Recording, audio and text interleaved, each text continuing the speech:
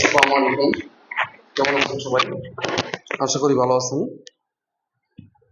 আজকে এসএসসি পরীক্ষার্থীদের জন্য 2025 এসএসসি পরীক্ষা 2025 শিক্ষার্থীদের জন্য আজকে আমি গুরুত্বপূর্ণ একটা বিষয় নিয়ে আলোচনা করব।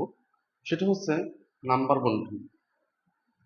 আমরা জানি বাংলা, সমাজ বিজ্ঞান, ধর্ম প্রত্যেকটা সাবজেক্টে 7টা করে সৃজনশীল প্রশ্ন পড়ে। এই 7টা করে প্রশ্নের প্রতিটা প্রশ্নের উত্তর যদি আমরা দিতে পারি তাহলে আমাদের একটা ভালো রেজাল্ট করা সম্ভব। অতএব ঘাবড়ানোর কোনো প্রয়োজন নেই। আশা করি যারা এসএসসি পরীক্ষার্থী আছে অবশ্যই তাদের পরীক্ষাগুলো খুব সুন্দর হবে। আমি দোয়া করি সবার জন্য। নাম্বার বন্টন নিয়ে অনেকে জানে না বা অনেকে বোঝেই না যে নাম্বার বন্টনটা কি, নাম্বার বন্টনটা কিভাবে আসে। আমরা যদি ক নম্বর প্রশ্ন অ্যান্সার করি, ক নম্বর প্রশ্নে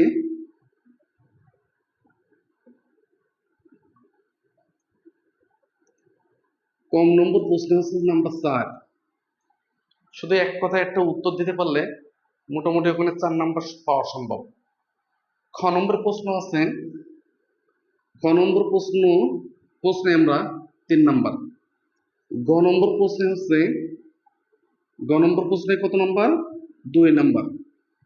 এবং ঘ নম্বর প্রশ্নে 1 নম্বর। এই নাম্বার বন্টনটা অনেক শিক্ষার্থী জানে না যে তাদের নাম্বারটা কিভাবে দেওয়া হয় এসএসসি পরীক্ষার মূল্যায়নের ক্ষেত্রে। আমরা একটু বিশ্লেষণ করি এই নাম্বারটা কিভাবে আসে। আসলে আমাদের ক নম্বর প্রশ্নে কি পড়ে? আমাদের ক নম্বর প্রশ্ন পড়ে জ্ঞানমূলক প্রশ্ন।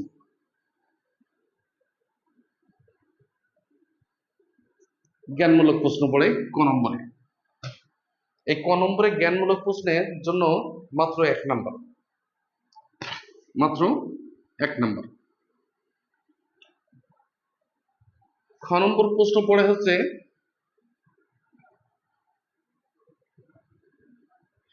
খ নম্বর প্রশ্ন পড়ে অনুধাবন।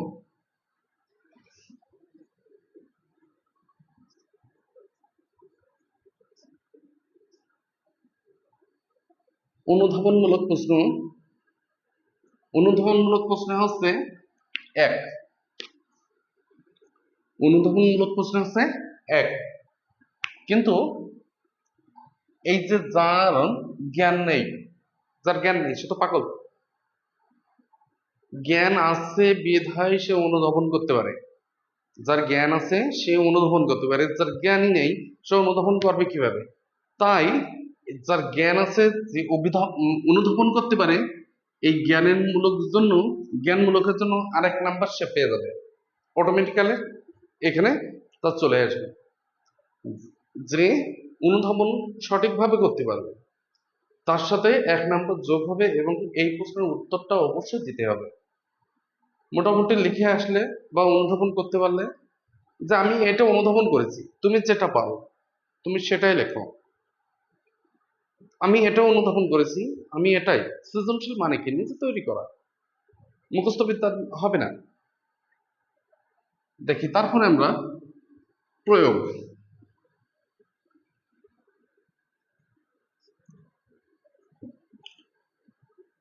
তারপরে আছে গ নম্বরে প্রয়োগমূলক প্রশ্ন। যার জ্ঞান আছে সেই তো প্রয়োগ করতে পারে, যার জ্ঞান নেই সে প্রয়োগ করবে কিভাবে? যার জ্ঞান আছে সে অনুধাবন করতে পারে, যে অনুধাবন করতে পারে সে প্রয়োগ করতে পারে নিশ্চয়। তাহলে আমরা দেখি এই যে প্রয়োগে মাত্র 1 নম্বর, মাত্র 1 নম্বর হচ্ছে প্রয়োগে। তার সাথে অনুধাবন যে করতে পেরেছে, জ্ঞান যার আছে তার জন্য 1 নম্বর, তার সে অনুধাবন করতে পারে তার জন্য তার 1 নম্বর। এখানে মোট এই 3 নাম্বার হবে গ নম্বর প্রশ্নে। এখানে 2, এখানে 1। উচ্চতর দক্ষতা, উচ্চতর দক্ষতা। এবার দেখি আমরা মনোযোগ দিই। যার জ্ঞান আছে তার জন্য 1 নাম্বার পাচ্ছে।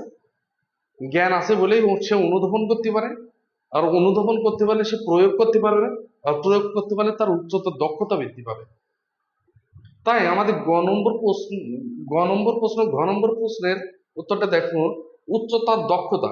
উচ্চতর দক্ষতার জন্য তাকে দেয়া হবে, তার জ্ঞান আছে তার জন্য 1, অনুধাবন করতে পেরেছে তার জন্য 1, এবং যে প্রয়োগ করতে পারে তার জন্য 1, এবং তার সাথে উচ্চতর দক্ষতা আছে বিধায়, উচ্চতর দক্ষতা জ্ঞান, অনুধাবন এবং প্রয়োগ করতে পারে বিধায় তার উচ্চতর দক্ষতা বেড়ে যায়। উচ্চতর দক্ষতা সেক্ষেত্রে সে যদি একটু ট্রাই করে, একটু লেখার চেষ্টা করে, সে প্রয়োগ করতে পারে, তাহলে তার জন্য 1 নাম্বার। এখানে মোট এই 4 নাম্বার, এই প্রশ্নে মোট হচ্ছে 10 নাম্বার। এটা অনেক শিক্ষার্থীই পারে না। তাই আমি শিক্ষার্থীদের বলবো, তোমরা লেখো, নাম্বার অটোমেটিক্যালি বেড়ে যাবে। আবার একটু দেখি, সর্বশেষ আমরা একটু বিশ্লেষণ করি।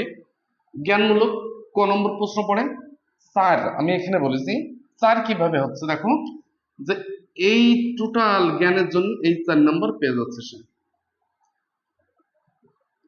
জ্ঞান আছে বলেই সে অনুধাবন করতে পারে, জ্ঞান আছে বলেই সে প্রয়োগ করতে পারে, জ্ঞান আছে বলেই সে উচ্চতর দক্ষতা নিরূপণ করতে পারে।